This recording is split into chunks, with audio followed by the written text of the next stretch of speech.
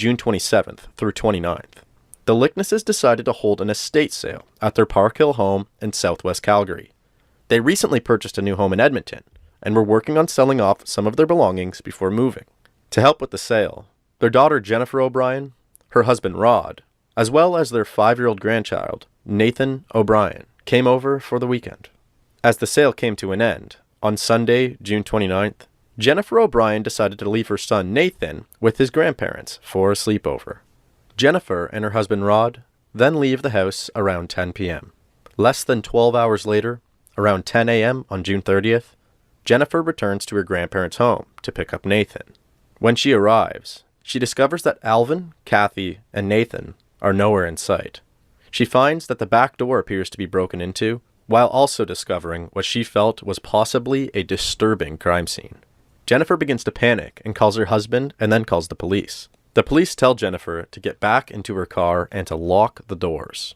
By 5:15 that same day, the police issue an Amber Alert for Nathan O'Brien. Later that evening, the police announced that there was numerous signs of a struggle left throughout the home of Alvin and Kathy that was a definite cause for concern, as they publicly announced their worries that foul play may have been involved. The local community, as well as the online community, immediately became invested in this case. As the details spread, the entire country quickly became concerned. Hundreds of tips began pouring in from everywhere. On July 1st, at 11 a.m., investigators state publicly that they so far have no significant leads in the whereabouts of Nathan and his grandparents. The next day, on July 2nd, Nathan's mother and father, Jennifer and Rod, speak to the media. This is Rod and Jen O'Brien.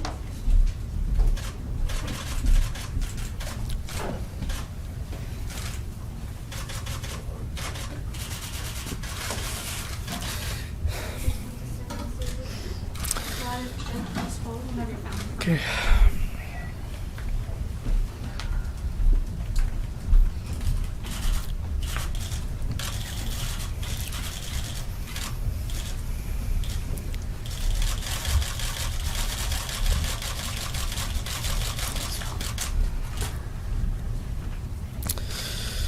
Nathan?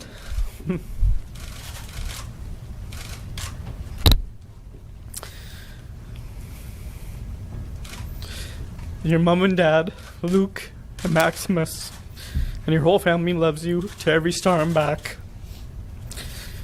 Nathan? You are our superhero right now, and we're gonna bring you home very soon.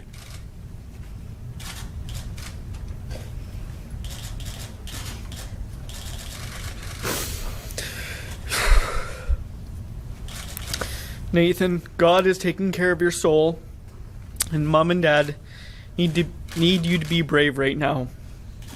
To whoever has Nathan, please find it in your heart to drop off our little angel Nathan, to which he can be rescued and reunited with his brothers and his family. To the public, our son and family could be anywhere right now. If you have any information, anything at all, please contact the police.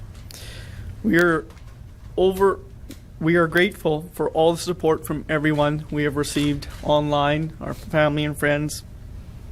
Nathan, we love you big. We will see you soon. I'm Nathan's mother, Jennifer O'Brien, and I'm the daughter of Alvin and Kathy Lickness. I appreciate you guys being here because I need Nathan to hear our voices, and I'm grateful for you guys to allow this to happen. And Nathan, I need you to hear my voice right now, and I need you to know that Mommy and Daddy love you more than anything in this world. And we can't be with you right now, but the best people that can be with you other than us is your grandparents. And I know Grandma's holding you so tightly right now and taking care of you, and they are doing everything in their power to keep you safe. So I need you to know that. Stay strong, Nathan. Stay strong. We know you are our superhero, and I just need you to stay strong, and we are going to see you. We're going to see you, and we love you so much.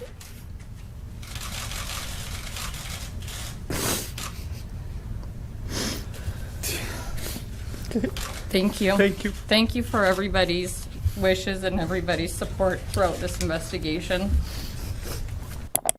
After spending the following days searching for anybody who may have attended the estate sale at the Lickness residence, on July 4th, the police then release surveillance footage of a truck that appears to have been in the area the night that Nathan and his grandparents went missing.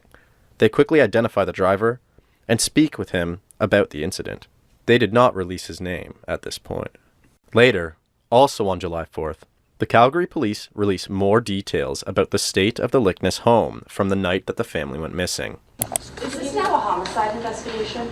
It's still a missing persons investigation. We're hopeful that we'll find these individuals, these family members, alive. So based on the amount of, I'm assuming the forensic exam was blood, you believe that it's still possible these people are alive? I can't go into details of what we found in the residence, and we're continuing to assess that information. I can tell you there was a violent incident in the residence. We're continuing to assess that information, but we're still hopeful we'll find these individuals alive. And do you know yet who that violent incident was against, whether it was the That's child? part of our assessment of the scene. We have sent evidence up to the forensic crime lab, and we're anxiously awaiting the results of those examinations. How long does that usually take?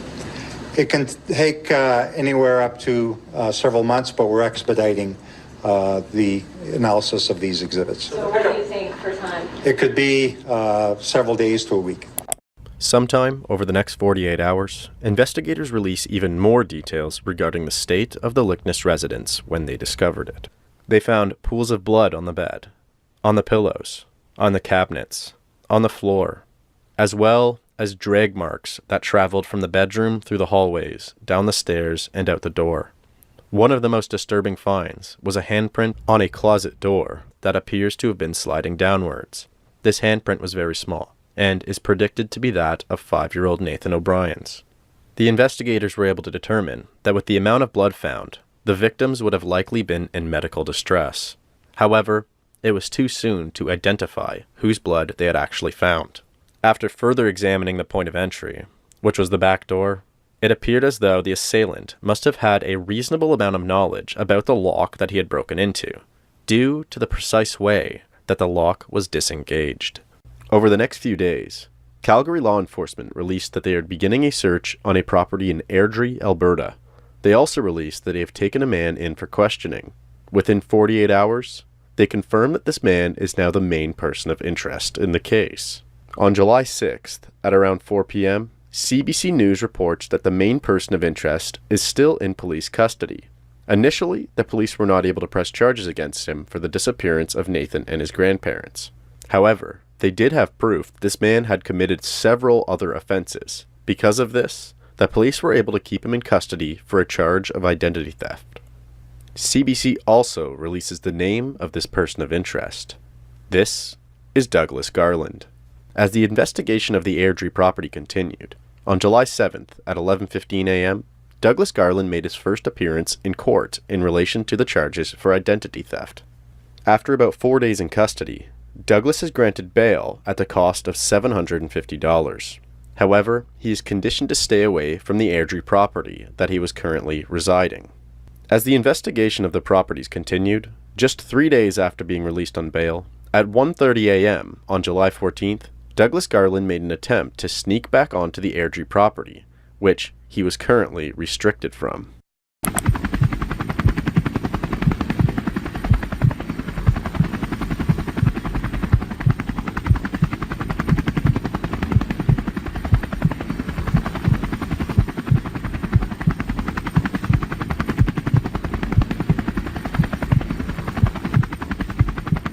Unfortunately for Douglas, but fortunately for everybody else, the police were seemingly ready and waiting for this attempt, with a police helicopter monitoring the entire property.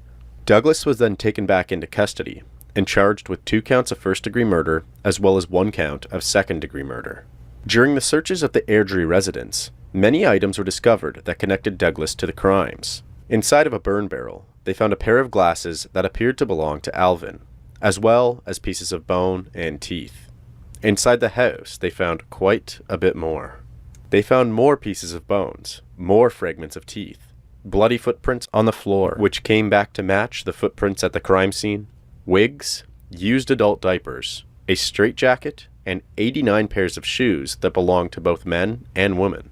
Investigators also located a number of different shackles, a handful of weapons including disassembled guns and knives, and meat hooks, which came back to match the DNA of Kathy Lickness. They found several pictures of adults wearing diapers, as well as several pictures of corpses and dismembered bodies. They also found multiple novels with the titles How to Kill Without Joy, the complete How to Kill book, another with the title The Death Dealer's Manual, which provides details on how to perform autopsies. They also found a hard drive inside the residence that contained searches for instructions on how to break into the exact lock that was disengaged on the Licknesses' back door. This hard drive also contained a plethora of graphic searches. On top of all the physical evidence located on the Airdrie property, the police were also provided with one piece of evidence that appeared to catch Douglas Garland in the middle of the act.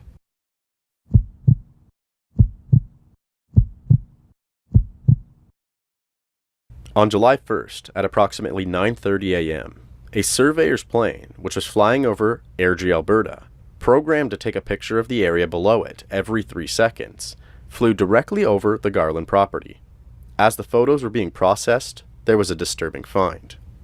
The pictures above the Garland property displayed 3 naked bodies partially covered by a blanket or rag, laying in the yard by a shed.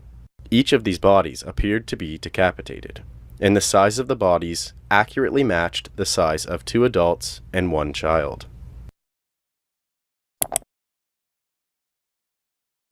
Douglas Garland was the oldest of 3 children born to Archie and Doreen Garland, and grew up in a small town near Airdrie, north of Calgary. Aside from his family, Douglas did not seem to get along with others very well, and had no long-term friends.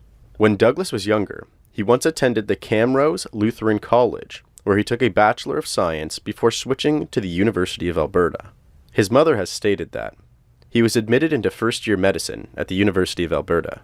He attended for a few months and seemed to have kind of a breakdown, and so he left the university. At some point around 1992, Douglas began using the identity of a 14-year-old boy named Matthew Kemper Hartley, who died in a car accident alongside his sister in 1980. It is presumed that he began using this identity after he was arrested and charged for operating a meth lab on his Airdrie property, as he disappeared before he could be convicted of the charges.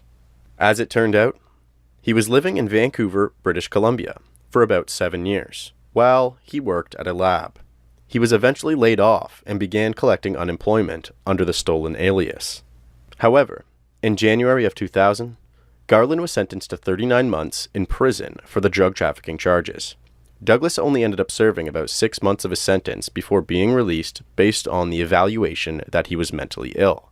He was also given lenience due to the lack of any violent offenses. It was stated that his mental health seemed unstable and that concerns regarding mental issues have contributed to the property offenses, and close monitoring by a psychologist and psychiatrist will be required.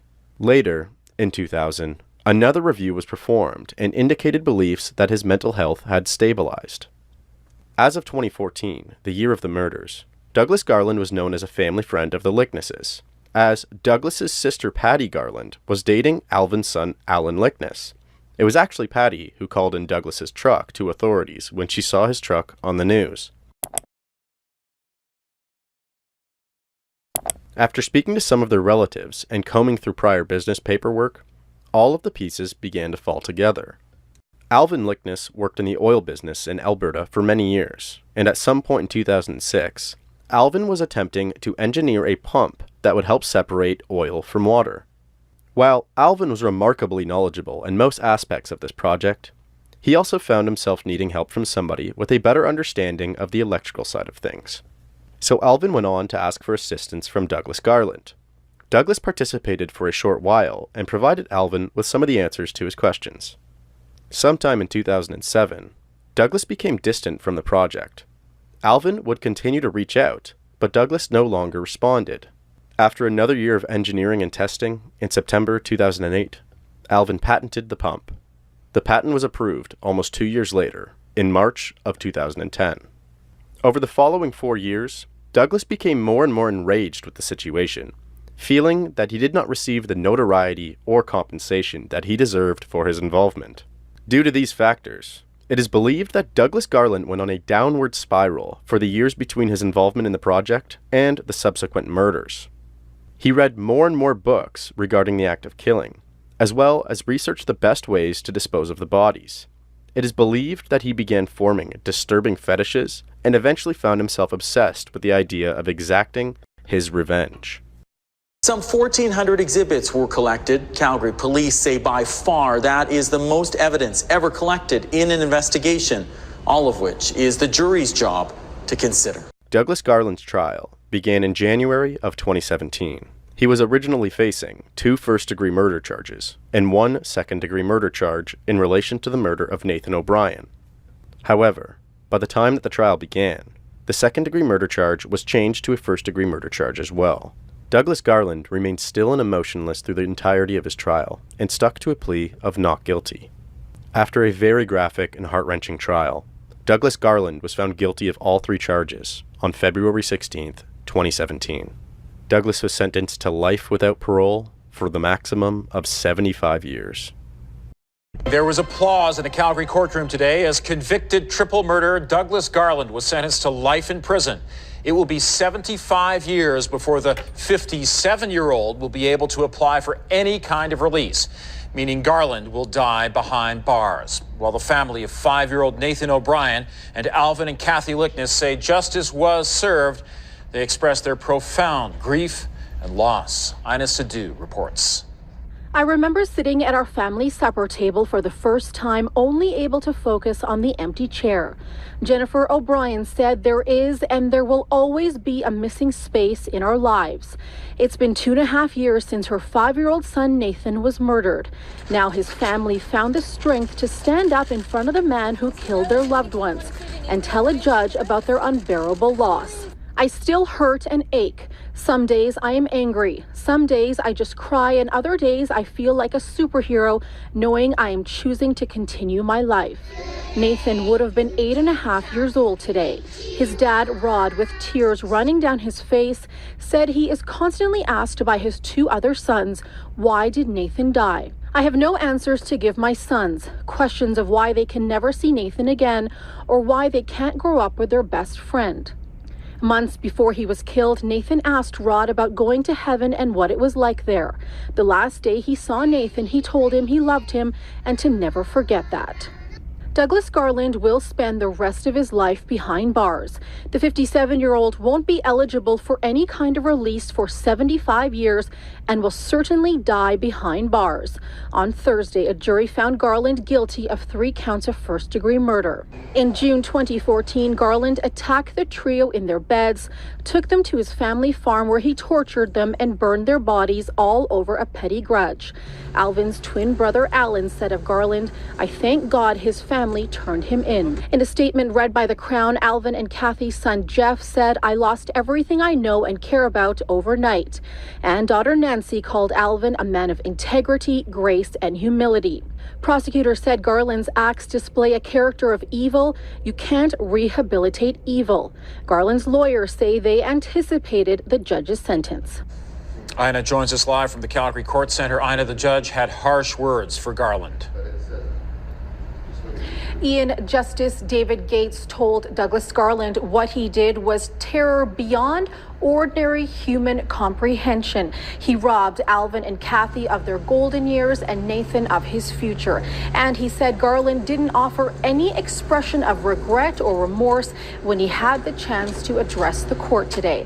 Garland's sentence. Douglas Garland has attempted to appeal his convictions with absolutely no success.